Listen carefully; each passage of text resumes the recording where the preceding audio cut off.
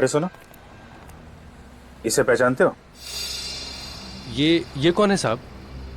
ये कल दोपहर को यहाँ पे आया था, 1-1:30 बजे के बीच में। हाँ, अब कुछ कुछ याद आ रहा है साहब। याद आ रहा है? इसके हाथ में एक बैग था। बैग? देखो, अभी प्यार से पूछ रहे हैं, जल्दी से याद आ जाए तो अच्छा है, वरना बहुत भारी पड़ेगा। हाँ साहब, एक बैग था साहब। था ना? क्या क्या किया उसने बैग का? लगता है साहब उस आदमी का दिमाग खराब था, जाते समय खाली हाथ चला गया। अच्छा, ऐसा तो हुआ नहीं होगा कि वो आदमी वहाँ बैग छोड़कर गया और तुमने जाकर देखा ना हो उसमें क्या है? माफ करना, आपने मुझे रंगे हाथों पकड़ लिया साहब। जी देखा ना जाके वहां पे? जी साहब, मगर इससे पहले कि मैं यहाँ से जाता, एक मेम साहब आई और वो बैग लेके चली गई। मेम साहब? देखने में कैसी थी? देखने में तो मेम साहब ही थी। अरे यार, चेहरा तो देखा होगा ना उसका? नहीं साहब, चेहरा कहाँ देखा, वो मेरी निगाह तो बैग पे ही थी ना। नहीं देखा? अच्छा, ले चलो ब्यूरो ले चलो। अरे नहीं साहब, उसका कद 5.5 फीट के आसपास में था, रंग गोरा और लंबे बाल। बाकी शक्ल के बारे में मत पूछो साहब, शक्ल मैंने ठीक से देखी नहीं। सच कह रहा हूँ साहब, सच कह रहा हूँ। सर, सुधांशु की बीवी और साली 5.5 फीट से कम है, तो ये शायद कोई और ही होगी। इसका मतलब है इस गुनाह में एक लड़की भी शामिल है। हम अंकुश से मिलना चाहते हैं। आप लोगों ने आने में बहुत देर कर दी। 5 दिन पहले उनकी मौत हो गई है। मौत? I am sorry. कैसे हुई मौत? आग में जलकर। ये आग कहाँ लगी थी? उनके ऑफिस में। संभालिए अपने आप को। जिस चीज से वो जिंदगी भर डरते थे, उसी चीज ने उनकी जिंदगी छीन ली। मतलब ये अंकुश आग से डरता था? जी हाँ, उन्हें आग का फोबिया था।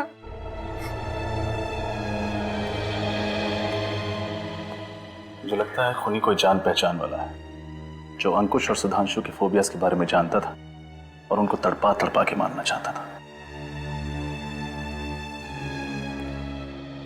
अच्छा, ये बताइए कि अंकुश ने 23 तारीख को कुछ माउंटेनियरिंग का सामान खरीदा था क्या?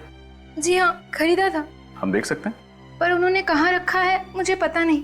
अब माफ कीजिएगा, तब तो आपके घर की तलाशी लेनी पड़ेगी। श्योर। श्योर? यस। अरे सुधांशु, ये फोटो में सुधांशु है ना? जी हाँ, ये सुधांशु है, अंकुश के बिजनेस पार्टनर। Business partner? जी हाँ, लेकिन 1 साल पहले इनकी पार्टनरशिप टूट गई। पार्टनरशिप टूट गई? लेकिन क्यों? कुछ आपसी मतभेद। सर पूरा घर देख लिया, माउंटेनियरिंग का सामान कहीं नहीं मिला। मिलेगा कहां से? जरूर वो जान पहचान वाला चुरा के ले गया होगा सुधांशु को मारने के लिए। नम्रता जी, इस फोटो में अंकुश और सुधांशु के अलावा ये दोनों कौन है? वो रितेश है, अंकुश का बहुत अच्छा दोस्त। ये वाला? जी। और ये वाला? इन्हें मैं नहीं जानती। कोई बात नहीं, सीआईडी इनका पता लगा लेगी। वैसे ये फोटो है कहाँ की? वेव रिजॉर्ट की। आज से 2 साल पहले 14 अप्रैल 2010 को वहाँ कंपनी की पार्टी थी।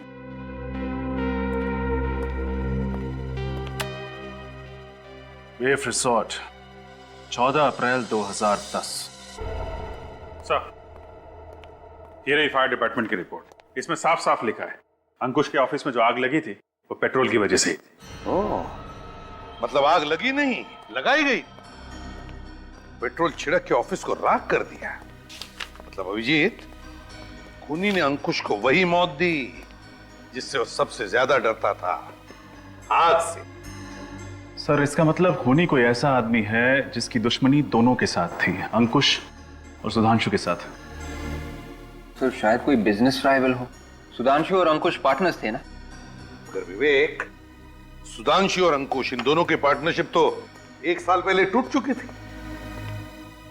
चौथे आदमी के बारे में कुछ पता चला क्या? सर, दया लगा हुआ है।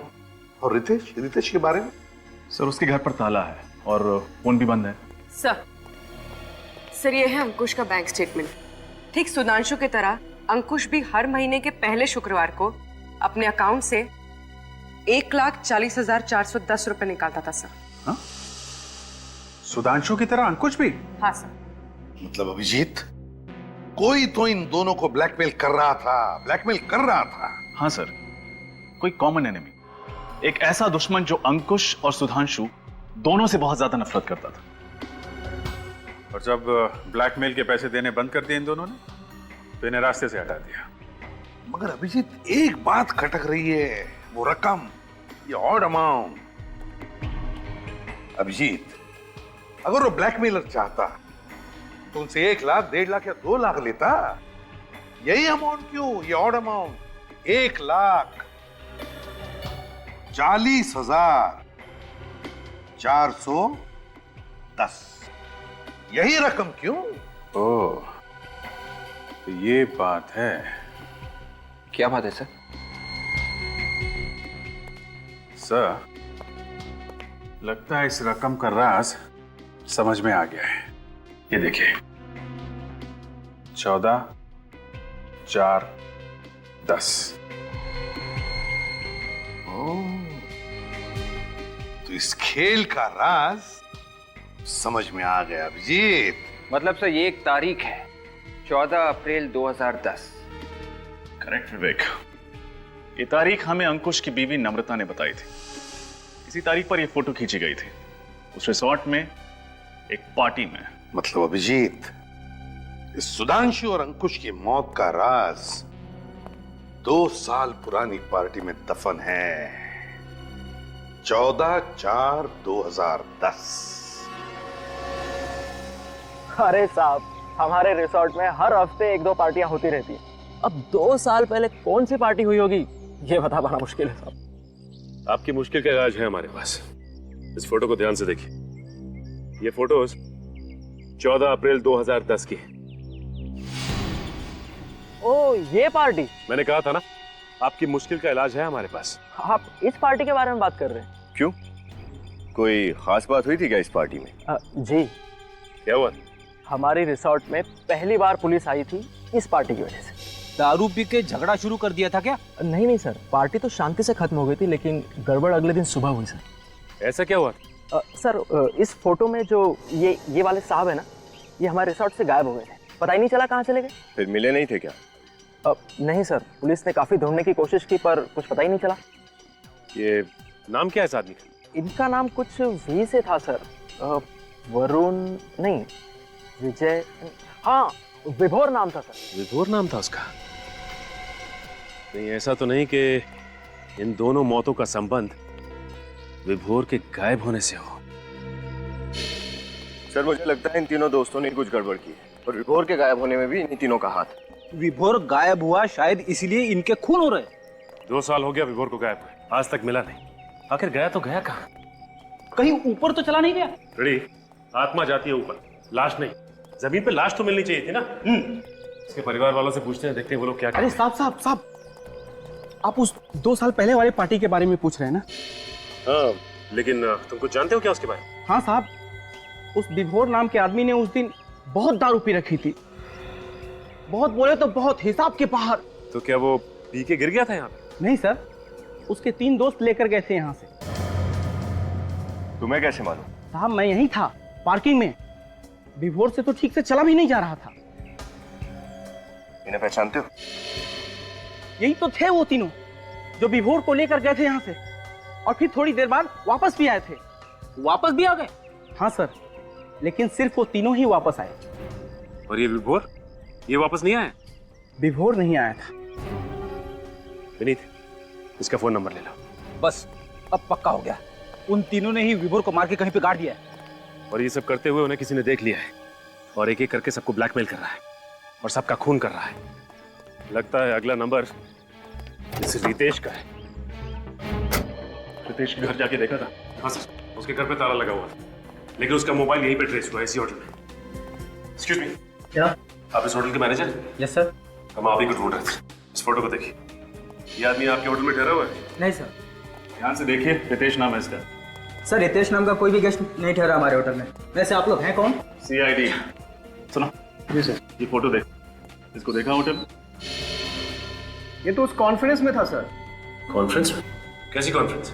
एक्चुअली सर, आज हमारे होटल में मरीन इंजीनियर्स की एक कॉन्फ्रेंस थी। जिसमें बाहर से बहुत से लोग आए हुए हैं। कहाँ है कॉन्फ्रेंस हॉल? हॉल नंबर 5 में सर। अभी चालू है कॉन्फ्रेंस? बस 5 मिनट पहले खत्म हुई है।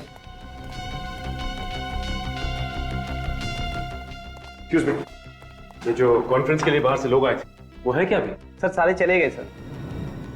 चले गए? अच्छा ये फोटो देखो, ये आदमी भी था क्या उनमें?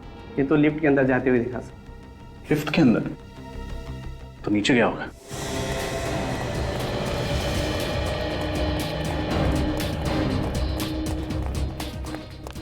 अरे भाई साहब! क्या हुआ? पीछे हटिए, क्या हुआ? सर लिफ्ट बंद पड़ी हुई है, अंदर आदमी अटका हुआ है। अंदर आदमी अटका? हाँ। और ये अंदर है। पीछे हटिए, सचिन।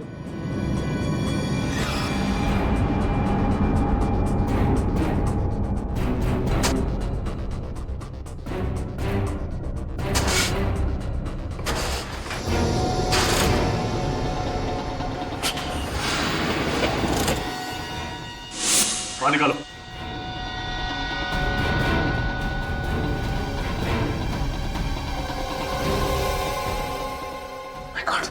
रितेश, रितेश!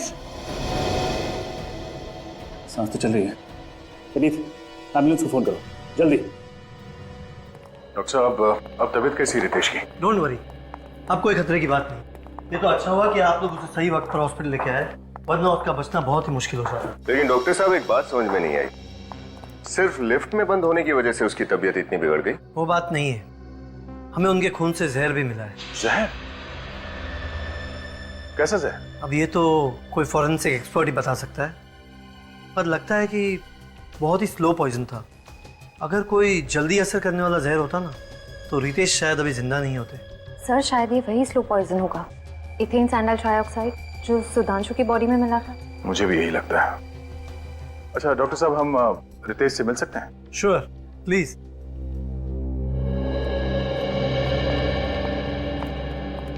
अरे सर,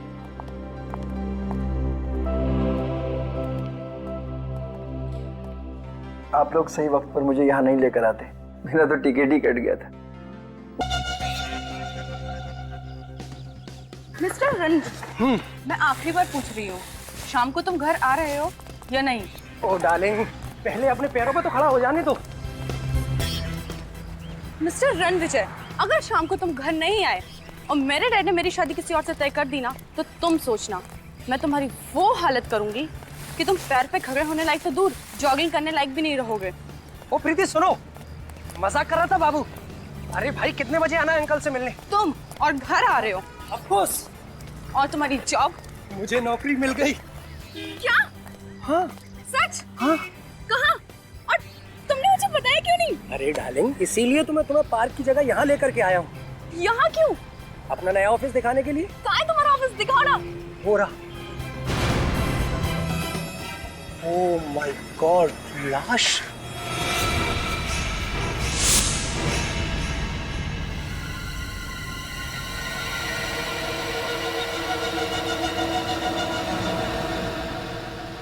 सर हो सकता है इस आदमी ने आत्महत्या की हो। अगर इसे लटक के मरना होता तो अपने घर पे भी लटक के मर सकता था।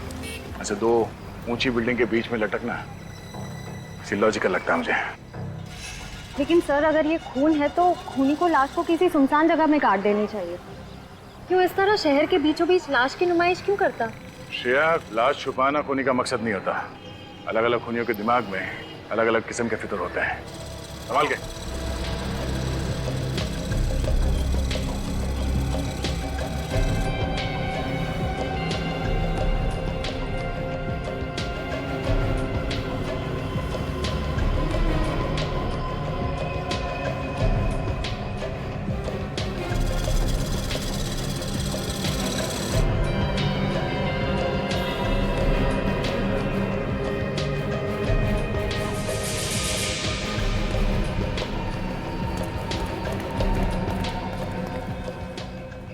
शरीर पे कोई चोट या घाव का निशान तो दिख नहीं रहा है। तो फिर इसकी मौत कैसे हुई होगी? सर हो सकता है इसे यहाँ लटका के मारा हो।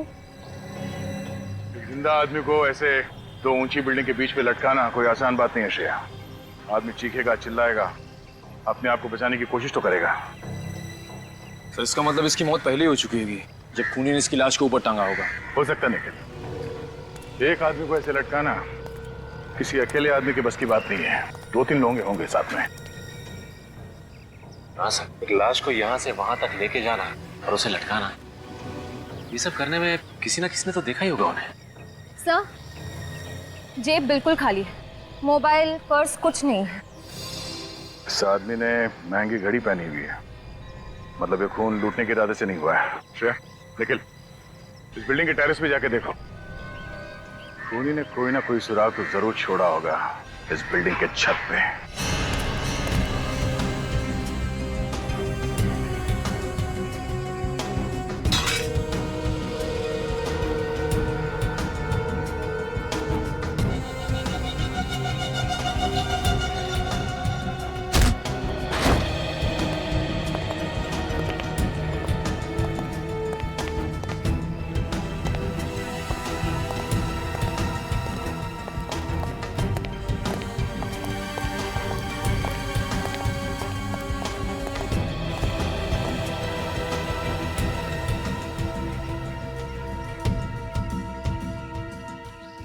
रस्सी यहाँ बिल्डिंग के छत पे बांधी गई है, मतलब खूनी लाश को लेके यहाँ पे आया था।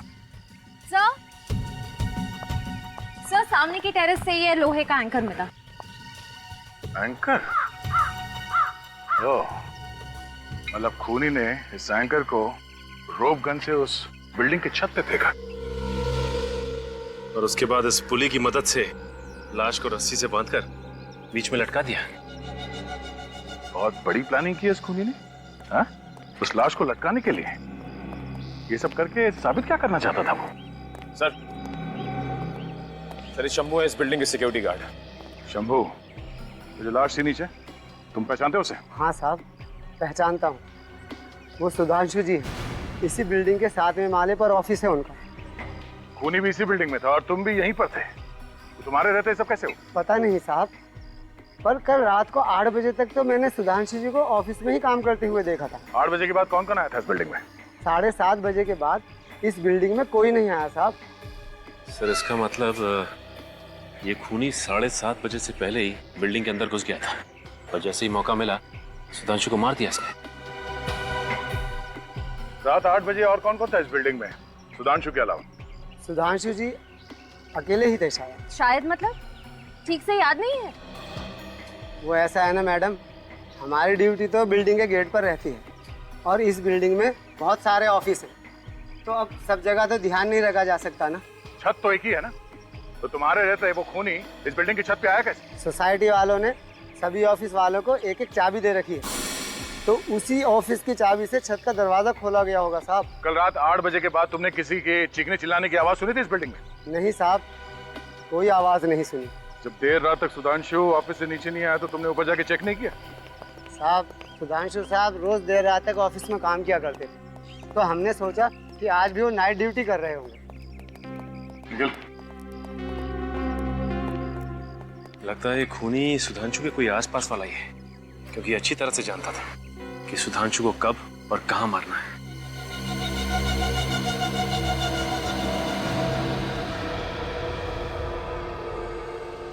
ये देख रहे हैं आप, बस सुधांशु के सर पर यहाँ किसी भारी चीज से वार किया गया है। यार साळुंखे, ये कोई चोट है ही नहीं, सूजन है सूजन। तुम्हारे कहने का मतलब है कि इतनी सी सूजन की वजह से सुधांशु की मौत हो गई? नहीं, इस चोट की वजह से शायद सुधांशु बेहोश हुआ है। अगर इस चोट की वजह से ये बेहोश हुआ है तो फिर मौत कैसे हुई इसकी? बॉडी पे तो नहीं दूसरे जख्म के निशान दिख नहीं रहे। जहर से। देखा कितनी ब्रिलियंट है तारिका जी, मुश्किल से मुश्किल सवाल का जवाब इनके पास रेडी रहता है। ये कौन सा जहर है? एथेन सैंडाइल ट्राइऑक्साइड। एथेन सैंडाइल ट्राइऑक्साइड?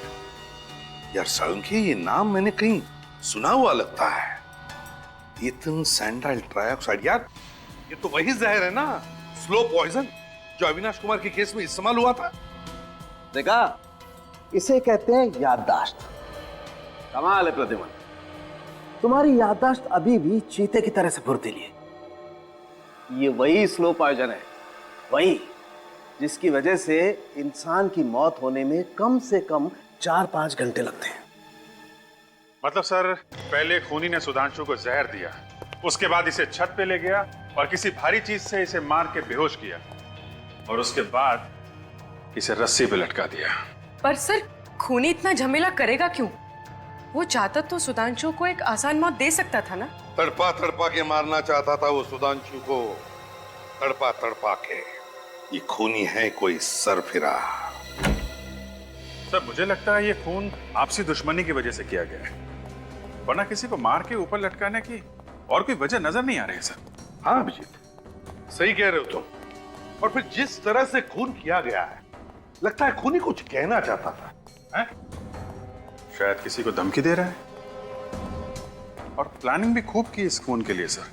पहले से ही ऑफिस की बिल्डिंग में जाकर छुप के बैठ गया और जैसे ही मौका मिला अपना काम कर दिया।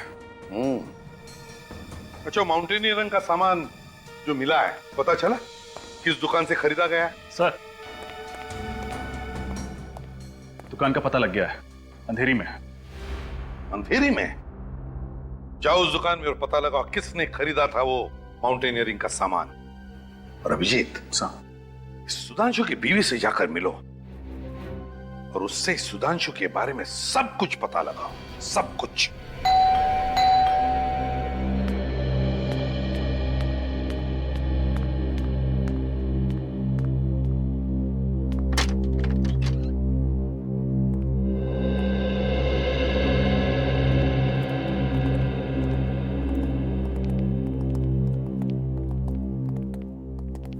माफ कीजिएगा, हम आपकी हालत समझते हैं, लेकिन सुधांशु के खूनी तक पहुंचने के लिए हमें आपसे कुछ सवाल पूछने पड़ेंगे। जी पूछिए दीदी।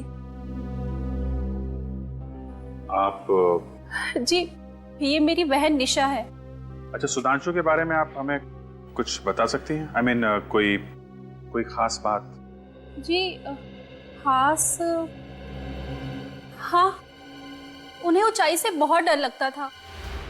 ऊंचाई से डर लगता था? फिर तो शायद ये बात खूनी भी जानता होगा। अच्छा, पिछले कुछ दिनों में सुधांशु किसी बात को लेकर परेशान थे? हाँ, वो पैसों को लेकर बहुत परेशान थे। पैसों को लेकर? क्यों? पता नहीं सर, लेकिन हर महीने के पहले शुक्रवार को वो बैंक से बहुत सारे पैसे निकाल लेते थे और वो पैसा पता नहीं कहाँ जाता था। हर महीने के पहले शुक्रवार को? जी सर। कितना पैसा लाते थे? 1,40,410 रुपए। क्या? 1,40,410 रुपए हर महीने? जी सर। सर, ये चक्कर क्या है? कहीं सुधांशु जी को हर महीने में EMI की कोई किस्त तो नहीं चुकानी पड़ती थी? नहीं, बिल्कुल नहीं। तो वो हर महीने इतने पैसों का करते क्या थे? पता नहीं। आपने कभी पूछा नहीं उनसे? मैंने कई बार उनसे पूछने की कोशिश की, लेकिन हर बार वो टाल देते थे। जीजू को पैसों की इतनी ज्यादा जरूरत पड़ती थी कि एक बार तो उन्होंने मुझसे भी पूछा था कि मैं उन्हें कितने रुपए उधार दे सकती हूँ। अच्छा, आखिर सुधांशु को पैसों की इतनी क्या जरूरत पड़ गई थी? हर महीने 1,40,410 रुपए।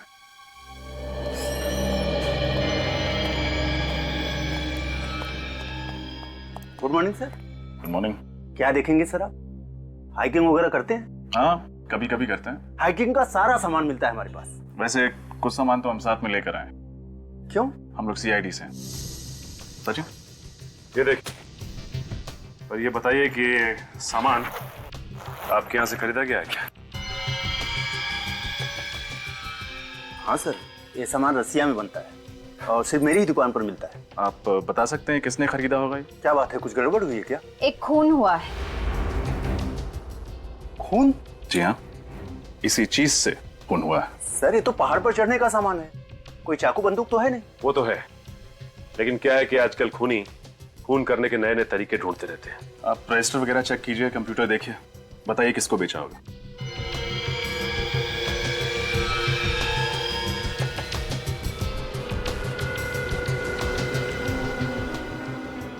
इस सामान पर जो बैच नंबर का स्टिकर होता है वो हटा दिया गया है।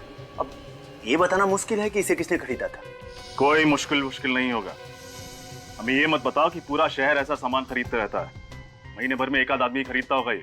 कब खरीदा गया सर, ये तो पता चलना चाहिए। पिछले 1 साल में किस किसने खरीदा, देखो। Okay sir.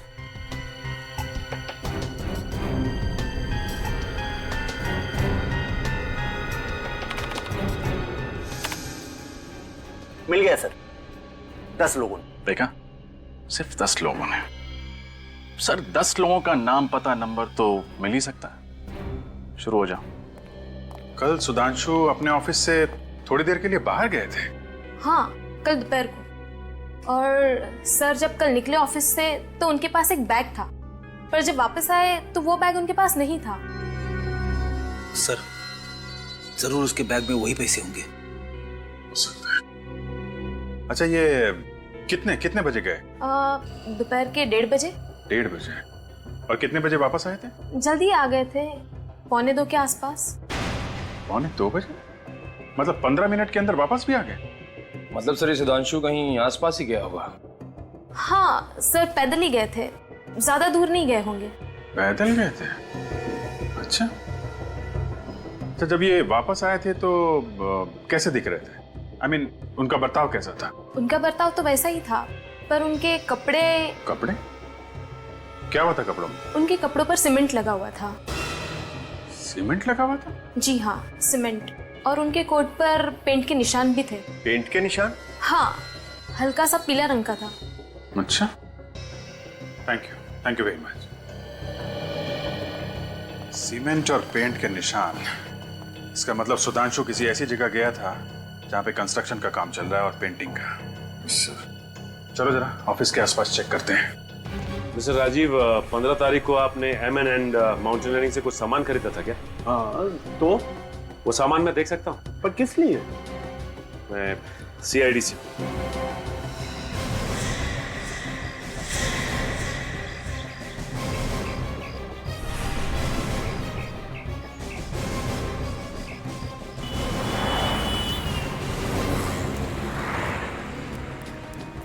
एक काम करो, आसपास देखो, वो अंडर कंस्ट्रक्शन बिल्डिंग मिलती है क्या?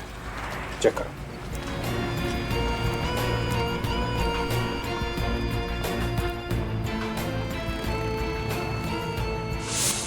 आप रेडी? बैठ तो नहीं गया? अरे नहीं सर, यहाँ कहाँ बैठने की जगह है, बस वो अंडर कंस्ट्रक्शन बिल्डिंग मिल जाए वहीं पे बैठूंगा। हाँ, तुम्हारा क्या हाल है? अच्छा, हाँ रुको, आता हूँ। अच्छा, तो ये है अंडर कंस्ट्रक्शन बिल्डिंग। यहाँ पे पैसों का बैग लेके आया था सुधांशु। लगता तो ऐसा ही है सर। जरा देखें कैसा पान बनाता है ये। ड्यूटी पे पान? पूछ मत भाई, बड़े टेढ़े आदमी है, न जाने कब क्या कर बैठेंगे। क्या है? क्या फुसफुसा रहे हो? हाँ? कुछ नहीं सर। तुमने कुछ बोला क्या? अरे सर, मैं क्यों कुछ बोलूं? मैंने कुछ नहीं बोला। मेरे कान बज रहे हैं। हाँ? चलो। वो भी बिल्कुल फ्री में। नहीं, फ्री में नहीं, पूरे 1,40,410 रुपए में। 1,40,410? ये कैसे? देखो रितेश, अब सच पे पर्दा डालने से कोई फायदा नहीं। हमने तुम्हारे बैंक अकाउंट के डिटेल चेक किए हैं। तुम हर महीने के पहले शुक्रवार को 1,40,410 किसे देते थे? मैं? किसे? उसी को जिसे सुधांशु और अंकुश भी पैसे देते थे और जिसने उन दोनों का खून कर दिया। और तुम्हारे ऊपर भी तो हमला किया। मुझ पर किसने हमला किया मैं नहीं जानता। मैंने तो उसका चेहरा भी नहीं देखा। कमाल है। उस आदमी ने तुम्हें जहर दिया, तुम्हें लिफ्ट में बंद किया और तुम कह रहे हो कि तुम उसका चेहरा देख नहीं पाए। हाँ? जहर का तो मुझे पता नहीं सर। मैं होटल से बाहर जा रहा था, अचानक पीछे से किसी ने मुझे धक्का दिया और मुझे लिफ्ट में बंद करके चला गया। ये सब इतना जल्दी हुआ, मुझे उसका चेहरा देखने का वक्त ही नहीं मिला। अच्छा, उसने तुम्हें लिफ्ट में ही क्यों बंद किया? तुम्हें लिफ्ट का कोई फोबिया है क्या? लिफ्ट ही नहीं सर, मुझे हर बंद कमरे से डर लगता है। मुझे क्लस्ट्रोफोबिया है। देखा सर आपने, खूनी सबको दर्द भरी मौत देना चाहता है।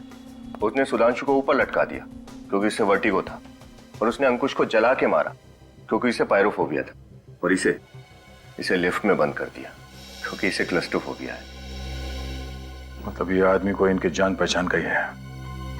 जिसे मालूम था कि किसे किस चीज से डर है। रितेश, कोई नाम आता है तुम्हारे दिमाग में? नहीं सर। हमारे दिमाग में एक नाम आता है। किसका? विभोर। विभोर?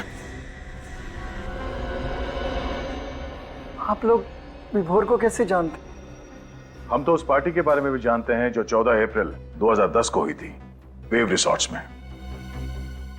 14 अप्रैल 2010? ये रकम 1,40,410 वहीं से आया है ना? बताओ उस रात क्या हुआ था एग्जैक्टली, जिसकी वजह से तुम लोगों को ब्लैकमेल किया जा रहा था, जिसकी वजह से खून हो रहे हैं? उस रात? हाँ हाँ बोलो, क्या राज है उस रात का? कहाँ है ये विभोर? उस रात विभोर ने बहुत शराब पी रखी थी, उसे सीधे चलने को भी नहीं हो रहा था। हम लोगों ने सोचा इसको थोड़ा घुमा लाते हैं, थोड़ा ठंडी हवा लगेगी तो शायद शराब का नशा कम हो जाएगा। यही सोचकर अंकुश ने गाड़ी निकाली और हम चारों गाड़ी में बैठकर रिसोर्ट से बाहर निकल गए। रिसोर्ट से थोड़ी दूर जाकर एक खाई थी, अंकुश ने गाड़ी वहीं पे रोक दी और हम चारों वहीं पे बैठ गए और बातें करने लगे। क्या बात करने लगे? इधर उधर की बात जो दोस्तों में होती, थोड़ा हंसी मजाक, एक दूसरे की टांग खींच रहे थे। और थोड़ी देर के बाद हम एक दूसरे के डर के बारे में बातें करने लगे। डर? कैसा डर? हाँ, डर। हर इंसान को किसी न किसी चीज से डर जरूर लगता है। जैसे मुझे क्लस्ट्रोफोबिया, सुधांशु को वर्टिगो और अंकुश आग से डरता था। विभोर को ऑल्टोफोबिया था। ऑल्टोफोबिया? ऊंचाई से डर लगता था उसे? जी हाँ, ऊंचाई का डर, क्योंकि वहां पर खाई थी।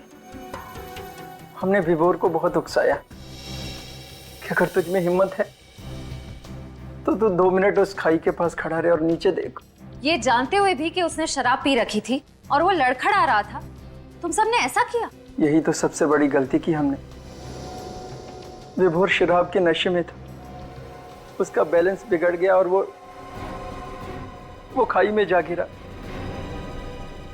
फिर हम जैसे तैसे नीचे उतरे सर। हमने विभोर को ढूंढने की बहुत कोशिश की, लेकिन विभोर नहीं मिला। तब हमने ये फैसला किया कि ये राज किसी को नहीं बताएंगे। ये राज हम अपने सीने में दफन कर देंगे। शर्म आनी चाहिए तुम्हें, खुद को दोस्त कहते हो ना? सर, जो कुछ भी हुआ अनजाने में हुआ है। विभोर की मौत का बोझ हम अपने सीने में लेकर घूम रहे। फिर ये ब्लैकमेलिंग का सिलसिला कब से शुरू हुआ? 3 महीने पहले अचानक हम तीनों को एक चिट्ठी मिली जिसमें लिखा था 1,40,410 रुपया हर महीने अगर हमने उस तक नहीं पहुंचाया तो वो विभोर की मौत का राज दुनिया के सामने लाकर रख देगा।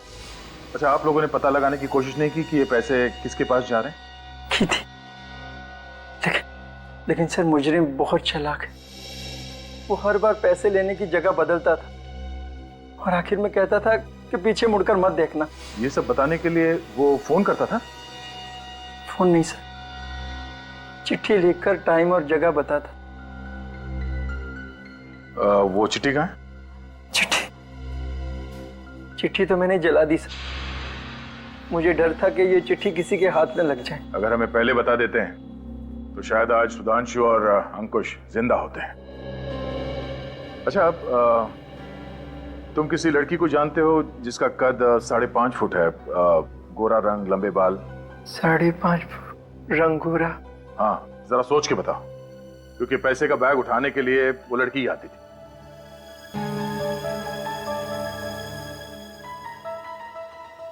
ओह माय गॉड, कहीं ये मनीषा तो नहीं? मनीषा? ये मनीषा कौन है? विभोर की पत्नी। विभोर की पत्नी? कहीं वही तो नहीं कर रही है सब अपने पति की मौत का बदला लेने के लिए? हाँ? इस विभोर का एड्रेस बताओ।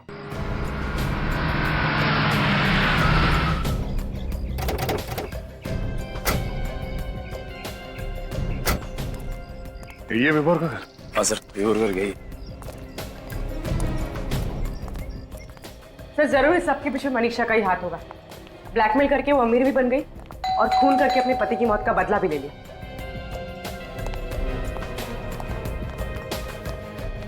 अरे सुनिए, आप लोग कौन है और यहाँ पे क्या कर रहे हैं? लोग सीआईडी से हैं। सीआईडी? हाँ। क्या बात है सर, आप लोग इस घर में किसे ढूंढने हैं? मनीषा को, विभोर की पत्नी। सर ये घर तो पिछले 1-1.5 साल से बंद पड़ा हुआ है, यहाँ पर कोई नहीं आता जाता। सर सुनने में आया था कि विभुल मर चुका है, ये बात सच है क्या? हाँ, लगता कुछ ऐसे ही है। वैसे पिछले 1-1.5 साल में इस घर में कोई भी नहीं आया? नहीं सर। ठीक है, आप जा सकते हैं। थैंक्स। पिछले 1-1.5 साल से यहाँ कोई नहीं आया, तो फिर इलेक्ट्रिक बिल, कुरियर, चिट्ठी कुछ तो होना चाहिए था लेटर बॉक्स में। कुछ नहीं। चलो अंदर चल के देखते हैं।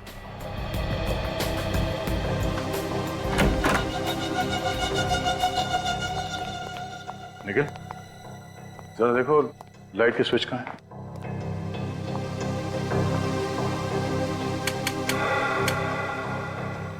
देखा सर, घर में लाइट अभी भी है, कनेक्शन कटा नहीं है। इतना ही नहीं, फर्श भी एकदम चकाचक है। छत पे कहीं भी मकड़ी का जाला नहीं है। ऐसा लगता है यहाँ हर रोज साफ सफाई हो रही है। निखिल, जरा ऊपर चेक करना।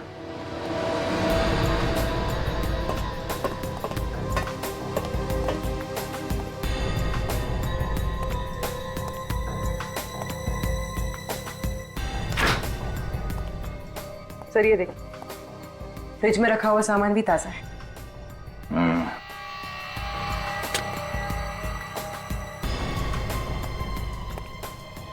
सर ऊपर भी घर एकदम साफ सुथरा है। मतलब ये मनीषा घर में तब आती होगी जब पड़ोसी की नजर उन पे नहीं पड़ती।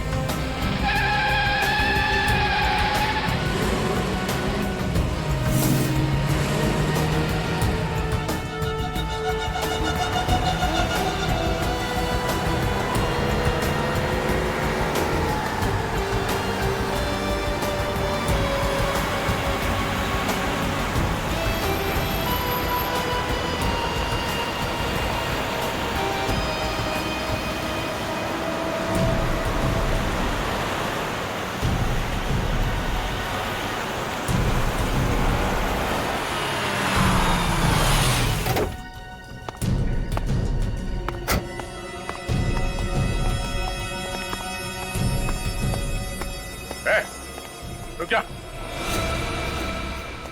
रुक। चुपचाप इस तरफ पलटो और इस कार हटाओ।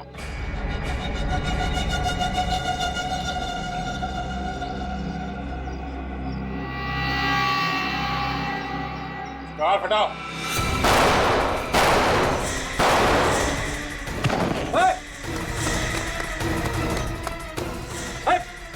पकड़ो उसे।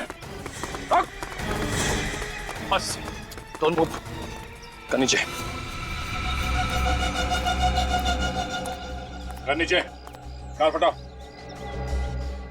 मैंने कुछ नहीं किया, मैंने कुछ नहीं किया, इसे मैंने उसके कहने पे किया था। किसके कहने पे? हाँ, किसके कहने पे?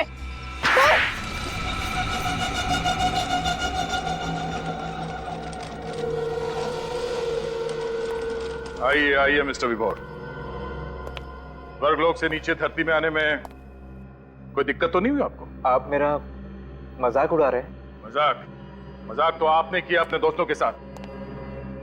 अपनी झूठी मौत का नाटक करके पहले ब्लैकमेल किया और फिर उन सबको ऊपर पहुंचा दिया। नहीं, ये झूठ है। हाँ, मैंने उन्हें ब्लैकमेल जरूर किया था, लेकिन मैंने किसी का खून नहीं किया है। क्यों कर रहे थे तुम ब्लैकमेल? क्योंकि मुझे उन्हें सजा दिलानी थी। मेरे साथ जो अन्याय हुआ उसका बदला चाहता था मैं। क्या बात है, बड़ी अच्छी सजा है। उनसे लाखों रुपए ऐंठ के तुम्हें इंसाफ मिल गया। मेरी हालत देख रहे हैं ना आप, चल फिर भी नहीं सकता। नर्क से बदतर जिंदगी बना दी उन लोगों ने मेरी। इसके बदले में थोड़े पैसे मिल गए तो क्या गलत किया? इसी बदले की आग को मिटाने के लिए तुमने अंकुश को आग में जला दिया और सुधांशु को लटका दिया। हाँ? मैं उन्हें क्यों मारूंगा? उनकी मौत की वजह से तो मुझे पैसे मिलने बंद हो गए। और इस हालत में ऐसा कर भी कैसे सकते हैं? अच्छा, तो कौन है वो आप लोगों का चाहने वाला जो आप लोगों के लिए इन तीनों से बदला ले रहा है? हाँ? एक बात बताओ, उस 14 अप्रैल 2010 को एग्जैक्टली हुआ क्या था वहां पे? सोच समझ के बताना। उस रात मैंने कुछ ज्यादा ही शराब पी ली थी। ठीक से चल भी नहीं पा रहा था मैं। तभी सुधांशु, रितेश और अंकुश ने मुझे कार में बिठाया और मुझे खाई के पास ले गए। उन्हें अच्छी तरह मालूम था कि मुझे ऊंचाई से डर लगता है। मेरा यही डर दूर करने के लिए उन्होंने मुझे खाई के किनारे खड़ा कर दिया। और फिर शराब की वजह से तुम्हारा बैलेंस बिगड़ा और तुम खाई में गिर गए। नहीं, मेरा बैलेंस बिगड़ा नहीं था। किसी ने मुझे पीछे से धक्का मार दिया। धक्का? किसने धक्का दिया तुम्हें? पता नहीं। उस वक्त वहां उन तीनों के अलावा और कोई मौजूद नहीं था। इसका मतलब है उन तीनों में से कोई। सर, मेरी तो कुछ समझ में नहीं आ रहा। अंकुश और सुधांशु मर चुके हैं, रितेश की जान जाते जाते रह गई है, और विभोर तो इस हालत में है ही नहीं कि वो किसी की जान ले सके। तो सर, कौन है वो पांचवा आदमी जिसे हम लोग देख नहीं पा रहे? हाँ सर, और रितेश पर तो खुद जानलेवा हमला हुआ है, तो वो क्यों झूठ बोलेगा? सर जरूर विभोर झूठ बोल रहा होगा। उसने अपने पैसे भी कमा लिए और अपना बदला भी पूरा कर लिया। हाँ, मगर विभोर झूठ क्यों बोलेगा विवेक? क्यों झूठ बोलेगा वो, जब उसे पता ही नहीं कि किसने उस पर जानलेवा हमला करने की कोशिश की? और फिर वो तीन लोगों से बदला लेगा ही क्यों? हैं? बताओ।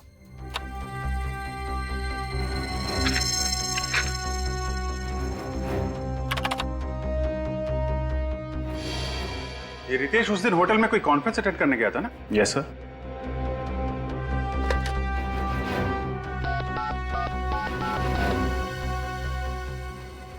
हेलो, मैं सीनियर इंस्पेक्टर अभिजीत बोल रहा हूँ सीआईडी से। जी, रितेश आपके होटल में जो कॉन्फ्रेंस अटेंड करने आया था। रितेश, अरे वो जो लिफ्ट में अटक गया था? हाँ जी, हाँ, तो वो जो कॉन्फ्रेंस अटेंड करने आया था, आपको मालूम है कौन सी कॉन्फ्रेंस थी, किसकी थी? क्या? Thank you. Hello hello. हाँ सुनीता, क्या हुआ? सर, वो सीआईडी वाले आए हैं, बोल रहे हैं रितेश को कहीं जाने मत देना। रितेश तो मेरे सामने ही बैठा है, वो कहाँ जाएगा? क्या वो? कहाँ गया वो? सर, वो बाहर की तरफ गया है। तुम ठीक हो? रेडी, डॉक्टर बुलाओ जल्दी। रेडी, निकल, इस तरफ देखो।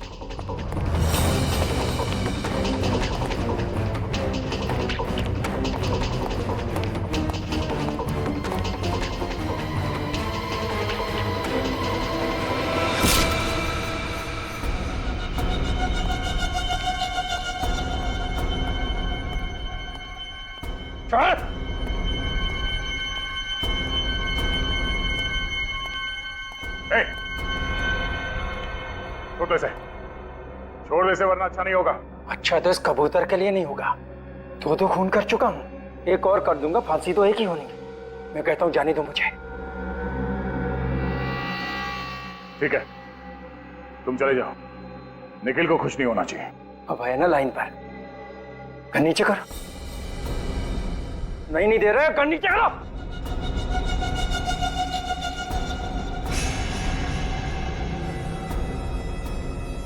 नहीं दे रहा, गन नीचे कर।